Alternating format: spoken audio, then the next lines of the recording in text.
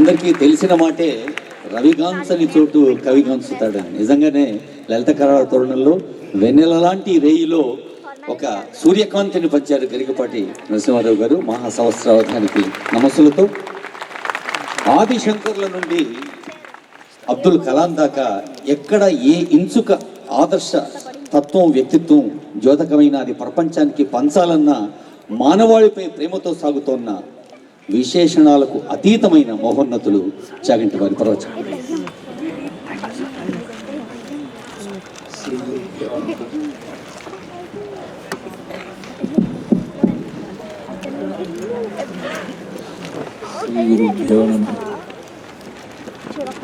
పరమేశ్వర స్వరూపమైన సభకి నమస్కారం. కొంచెం మాట్లాడకండి. యథార్థానికి ఈరోజు ఈ సన్మాన కార్యక్రమాన్ని సంకల్పం చేసినప్పుడు నేను పెద్దలు చెప్పినటువంటి మాట తిరస్కరించలేక ఆ బలహీనత స్వభావంలో ఉన్నవాడిని కావడం చేత అంగీకరించడం జరిగింది. కానీ దీనికి వచ్చి పల్లకి ఎక్కేటప్పుడే మొట్టమొదటి నమస్కారం ఎవరికి చేశాను అంటే, నాకు ఆదర్శ పురుషులు ఎవరి పేరు చెప్తే నేను నేల మీద పడి నమస్కారం చేస్తానో, ఏ మహానుభావుడు సన్యాసాశ్రమ ధర్మాన్ని 100కి 100 పాళ్ళు ఆచరించి నడిచే దైవమని పేరుగాంచారో అటువంటి కంచి కామకోటి పీఠాధిపత్యం వహించిన మహాపురుషులు శ్రీ శ్రీ శ్రీ చంద్రశేఖరేంద్ర సరస్వతి స్వామి వారిని స్మరించి, స్వామి మీరు పల్లకీలో కూర్చున్నారు, నేను కామాక్షి కామాక్షి కామాక్షి అంటూ పల్లకీ పట్టుకున్నానని భావించండి. ఈ తర్వాత జరగబోయేటటువంటి పూజా కార్యక్రమం అంతా మీకు చెందుగాక. ఇది బాహ్యంలో పైకి నేను కూర్చున్న ఈ తర్వాత జరిగేటటువంటి సత్కారం ఏదున్నదో, ఈ తర్వాత జరిగేటటువంటి పూజ ఏదున్నదో అది మీకు మాత్రమే చెందుగాక అని మనసులో సంకల్పం చేసి కూర్చోవడం జరిగింది. అయితే శర్మగారు ఇంటి పేరు ఏదో ఉన్నా ఆయన్ని దర్శనం శర్మగారు అని పిలుస్తూ ఉంటారు. అంటే ఆ పత్రికతో ఆయన అంత గొప్పగా అనుబంధాన్ని పొందారు. జొన్నవిత్తుల రామలింగేశ్వరరావు గారి పూర్వం మాట్లాడుతూ అన్నట్టుగా, ఇవాళ ఉన్నటువంటి రోజుల్లో ఒక భక్తి సంబంధమైనటువంటి పత్రికని నడపడం అంటే గొప్ప సాహసం. తన వ్యక్తిగత ఖర్చుల కోసమని బహు తక్కువ సొమ్ముని మాత్రమే వాడుకుంటూ ప్రతి సంవత్సరం కూడా పత్రికని నడపడమే అసిధారావ్రతమైతే, దాని మీద వచ్చినటువంటి కొద్ది సొమ్ముని పక్కన పెడుతూ ప్రతి సంవత్సరం లోకానికి ధర్మం ఎంత ప్రధానమో నిరూపించడం కోసమని మహాత్ముల్ని తీసుకొచ్చి ఇక్కడ సత్కారం చేశారు. నిజానికి అటువంటి పరమ పవిత్రమైన వేదిక మీద సత్కారం పొందడానికి నేను ఎంతవరకు అర్హుడనో నాకు తెలియదు. కానీ ఒక్కటి మాత్రం త్రికరణ శుద్ధిగా నేను స్వామివారి పాదములు పట్టి ప్రార్థన చేస్తాను.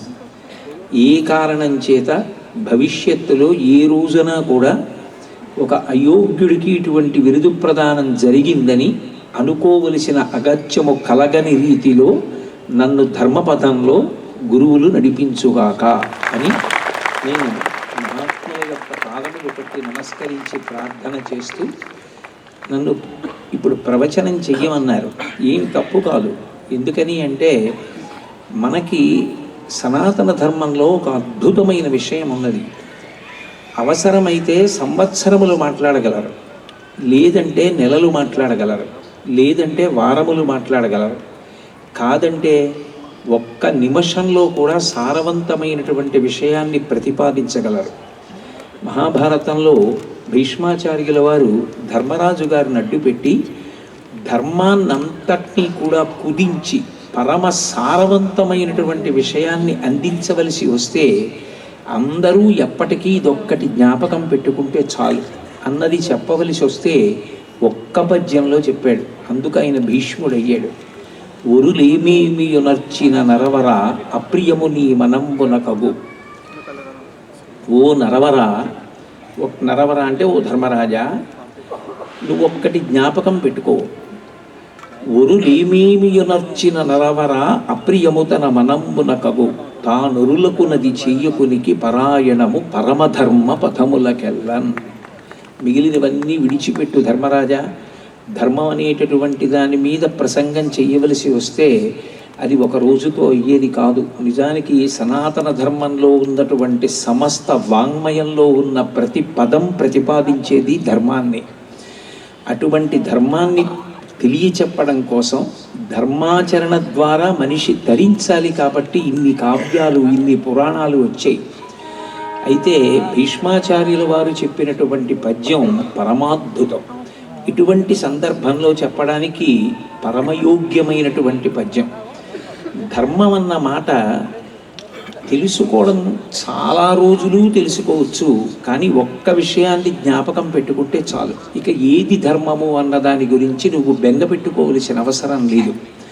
నువ్వు ఎప్పుడైనా ఏదైనా పని చేయవలసి వస్తే, ఏదైనా ఒక మాట మాట్లాడవలసి వస్తే ముందు ఒక్క పరిస్థితిని ఆలోచన చెయ్యి.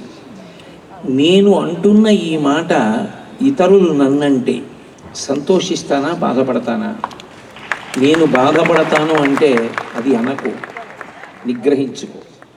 ఎంత శివారాధన చేశావన్న దానికన్నా ఒక్కటి జ్ఞాపకం పెట్టుకోవాలి. లోకాన్ని పాడు చేసేటటువంటి హాలాహలాన్ని కంఠంలో పెట్టుకున్నాడు, 10 మందికి వెలుతురిచ్చేటటువంటి చంద్రుణ్ణి తల మీద పెట్టుకున్నాడు. పూజ అన్న మాటకు అర్థం ఏమిటంటే భగవంతుణ్ణి చూసి ఆయన ఎలా ప్రవర్తిస్తున్నాడో అలా ప్రవర్తించడాన్ని నేర్చుకోవడం. మహాత్ములు ఎలా ప్రవర్తించారో అలా ప్రవర్తించడం నేర్చుకోవడం. పూజ అన్న మాటకి, గౌరవము అన్న మాటకి అర్థం ఏమిటంటే కేవల నమస్కారం కాదు, వారు చెప్పిన సిద్ధాంతం మీద, వారు చెప్పిన మాట మీద త్రికరణ శుద్ధితో విశ్వాసం ఉండడం. నేను ఇతరులను ఒక మాట అనడానికి సిద్ధపడే ముందు ఈ మాట వారు నన్నంటే నేను చాలా బాధపడతాను అనద్దు. నేను ఇతరుల పట్ల ఏదైనా పని చేయవలసి వస్తే, వారు నాకు ఆ పని చేస్తే నాకు చాలా బాధ కలుగుతుంది, నాకు చాలా అపకారం కలుగుతుంది.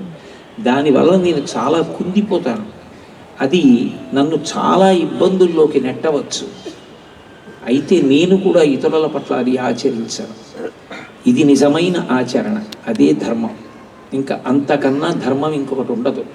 మహానుభావుడు భీష్ముడు కనుకనే శరీరంలో ఉన్నటువంటి రక్తం అంతా కారిపోయినా, కృష్ణ ఇప్పుడు నేనేం చెప్పగలనయ్యా, ఇంతకాలం నుంచి అంపశయ్య మీద పడిపోయి ఉన్నాను, శరీరం అంతా క్లేశంతో ఉంది, నోరు ఎండిపోయింది, ఇప్పుడు జ్ఞాపకం రావడమే గొప్ప, ఇప్పుడు నేను ధర్మరాజు గారికి ధర్మం చెప్పనా అంటే, ఒక మహాత్ముడి శరీరంతో ఉంటే లోకానికి జరిగేటటువంటి పరమ ప్రయోజనం ధర్మం అందడం.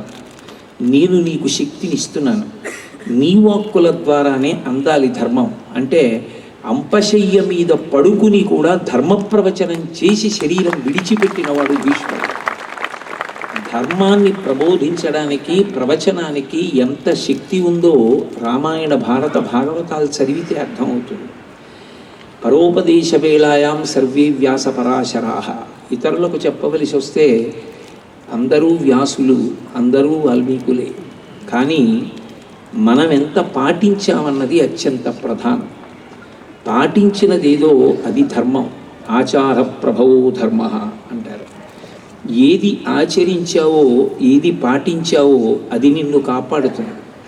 ఎన్ని ప్రసంగాలు చేశావన్న దానికన్నా, ఎన్ని పద్యాలు కంఠగతమయ్యాయన్న దానికన్నా, నువ్వు ఎంత ఆచరిస్తున్నావన్న దానికే పరమేశ్వరుడు పెద్దపీట వేస్తాడు. అందుకే శ్రీరాముడంతటి వాడు రామాయణంలో ఒక మాట అంటాడు, కులీనమకులీనం వా వీరం పురుషమానినం చారిత్రమేవ వ్యాఖ్యాతి శుచిం వా ఇది వా శుచిం అంటాడు. ఒక మనిషి ఎక్కడ పుట్టాడు, ఎవరికి పుట్టాడు, ఎంత ధనవంతుడు, ఎన్ని బిరుదులున్నాయి, ఎన్ని విషయాలు తెలిసి ఉన్నవాడు, ఎంత పదవిలో ఉన్నాడు, ఎంతమంది చేత గౌరవింపబడుతున్నాడు, ఇది కాదు నిజానికి మనిషి యొక్క విలువని లెక్క పెట్టడానికి. ఆయన ఎటువంటి ప్రవర్తనతో ఉంటాడు, ఎటువంటి నడవడి కలిగి ఉంటాడు, ఎటువంటి ఆచరణ పొంది ఉంటాడు, అది ధర్మం. ధర్మము అంటే కేవలముగా తెలుసుకున్నదొక్కటి ధర్మం కాదు. ఈ తెలుసున్న దాంట్లో కనీసం వీసమెత్తైన ఆచరించడానికి ప్రయత్నించినదేదో అది ధర్మం. ఏ మనిషి కూడా లోకంలో ఏదీ చెయ్యకుండా ఉండలేడు. కానీ మనసు మాత్రం ఎప్పుడూ అర్థాన్ని కోరుతూ ఉంటుంది. అర్థము అంటే భోగాలు అనుభవించడానికి కావలసినటువంటి సకల సంపదలు, సాధన సంపత్తులు మనకు కావాలని కోరుతూ ఉంటుంది. అలా కోరుకోవడం మనసు యొక్క లక్షణం. కానీ దాన్ని ధర్మంతో ముడివేయడం చాలా గొప్ప విషయం. ఏది ఆలోచించినా, ఏది సంపాదించినా ధర్మచట్రంలో ఇమిడిందా? ఏది ఖర్చు పెట్టినా, ఏది చేసినా ధర్మచట్రంలో ఇమిడిందా? ఇదొక్కటి ప్రశ్న వేసుకుని చూసుకుని ఆచరించిన వాడెవరో వాడికి కొత్తగా మోక్షం పొందడానికి ఏదో ఉండవలసిన అవసరం ఉండదు. సమస్త శాస్త్రముల యొక్క తీర్పంతే. ఆ ధర్మాచరణం అనేటటువంటిది అత్యంత ప్రధానం. అసలు నిజానికి తాము ధరించి నోరు విప్పి మాట్లాడవలసిన అవసరం లేనటువంటి స్థానాలు చేరిపోయిన మహాపురుషులు కూడా నోరు విప్పి దేనికి మాట్లాడారు అంటే, ఏది మనిషి ఆచరించి తరించాలో అది ఆచరణ యోగ్యం చెయ్యడానికి, అందరి చేత ఆచరింప చెయ్యడానికి మాట్లాడారు. ఉత్తమ కర్మలు చేసిన కారణం చేత చిత్తము శుద్ధి పొందుతుంది. అన్నిటికీ ప్రధానమైనది ఇది అంటే ధర్మమే.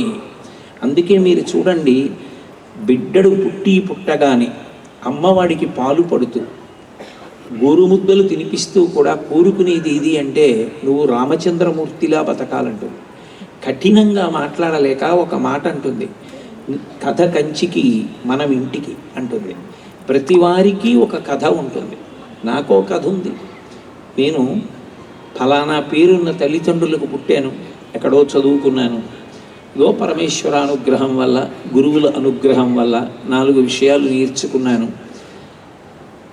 నేను చేసిన మహాత్యాగం ఏం లేదు, ఈశ్వరుడు ఇచ్చిందే 10 మందికి చెప్పాను. నాదో కథ, వేరొకరిది వేరొక కథ, అందరికీ తలో కథ ఉంటుంది. కానీ ఈ కథ మళ్ళీ వచ్చే సంచికలో అని ఉండకూడదు. ఈ కథ ఇక్కడితో కామాక్షి పాదాలు చేరిపోవాలి. నీ కథ కంచికి అన్న మాటలో అర్థం ఏమిటంటే, మళ్ళీ ఇంకొకసారి పుట్టి నీకంటూ కథ ఉండకూడదు. ఈసారితో నువ్వు కామాక్షి ఎందు ఐక్యమైపోవాలి. కానీ అది నేనుండగా కాకూడదు. ఎందుకంటే అది తల్లి మనస్సు. నీకన్నా ముందు నేను తప్ప నాకన్నా ముందు నువ్వు కాకూడదు. అందుకని పద ఇంటికి, కథ కంచికి మనం ఇంటికి. ఏది చెప్పినా ధర్మమే. అందుకే శ్రీరామాయణ సారాన్నంతటినీ కలిపి పెద్దలు కౌసల్య పెట్టిన చద్దెన్నపు ముద్ద అంటారు. యం పాలయసి ధర్మం త్వం ధృత్యాచ నియమేన చ సవై రాఘవశార్దూల ధర్మస్త్వామభిరక్షతు అంటుంది కౌసల్య. రామ, ఇంతకాలం ధృతితో నియమంతో ధర్మాన్ని పట్టుకున్నావు. ఆ ధర్మము నన్ను కాపాడుతుందని నమ్మావు. అనుకూలంగా కాలం ఉన్నప్పుడు ధర్మం పాటించడం పెద్ద గొప్ప విషయం కాదు.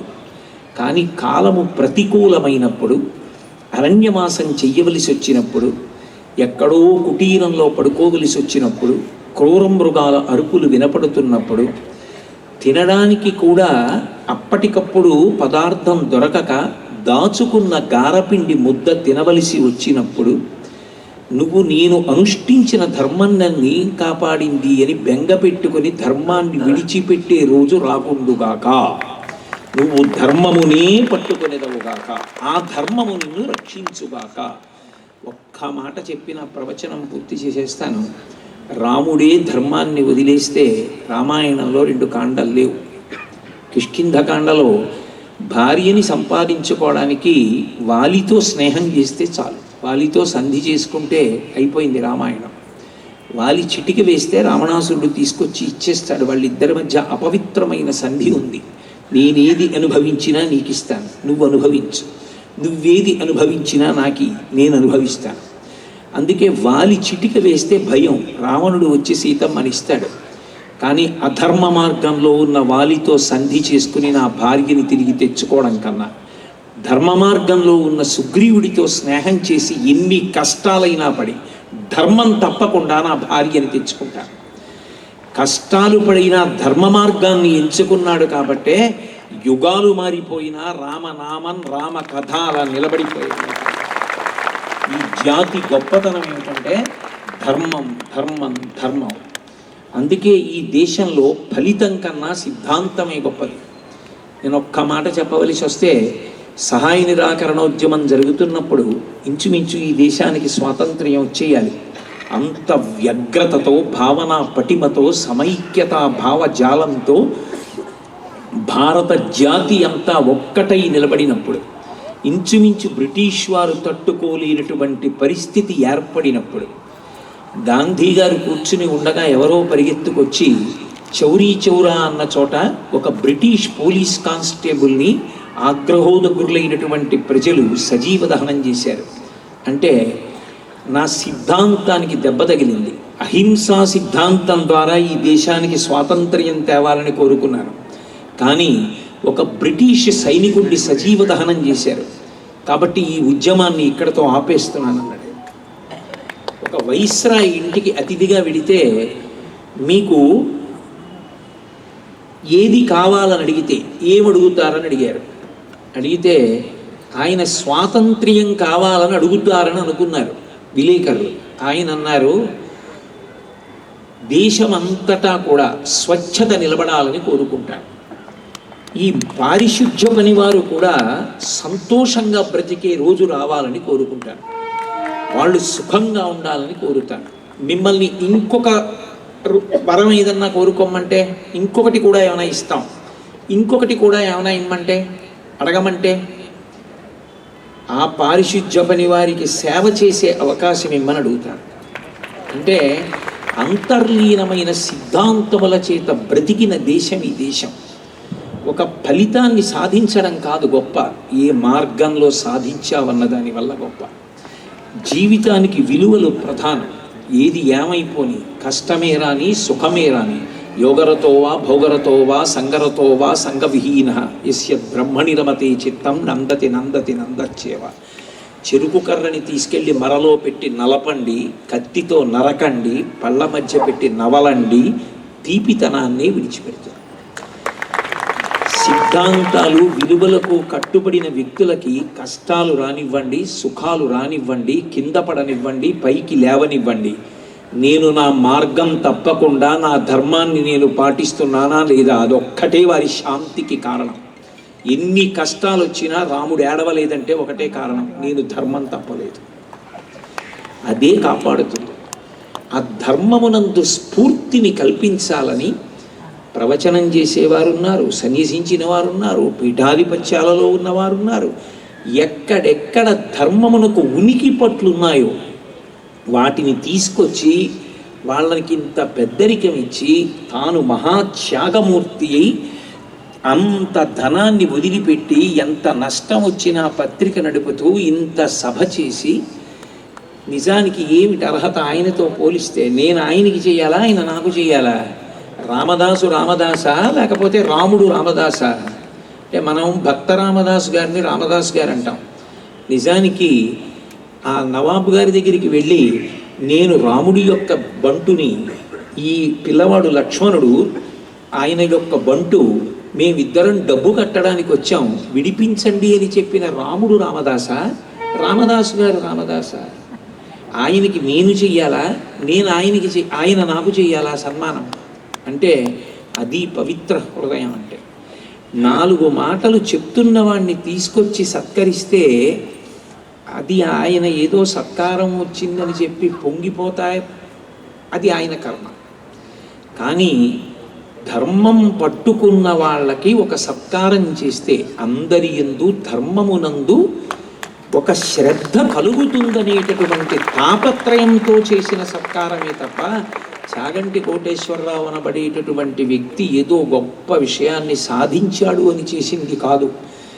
ఒకడు 10,000 మందికి అన్నదానం చేశాడు అనుకోండి, ఒకడు పొద్దున్నుంచి సాయంకాలం వరకు అన్నం వడ్డించాడు. వడ్డించిన వాడు గొప్పవాడా?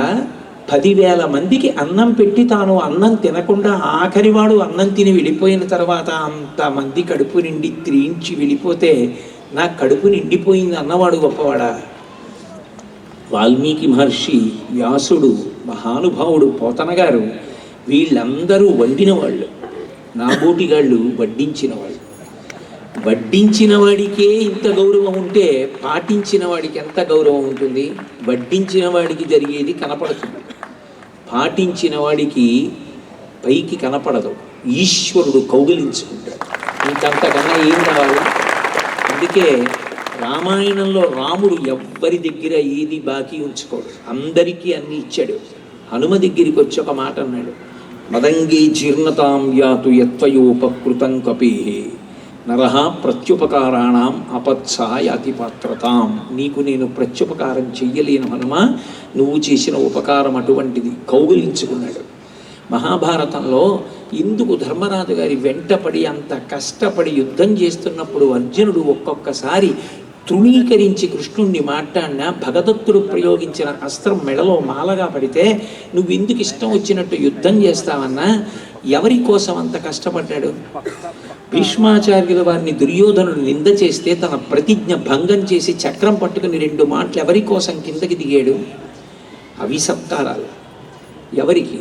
ఎవరు ధర్మపథంలో ఉన్నారో వాళ్ళకి వేదికల మీద కాదు సత్కారాలు, వాళ్ళకి ఇక్కడే ఆంతరమునందే ఈశ్వరుడు వాళ్ళని కౌగిలించుకుంటాడు.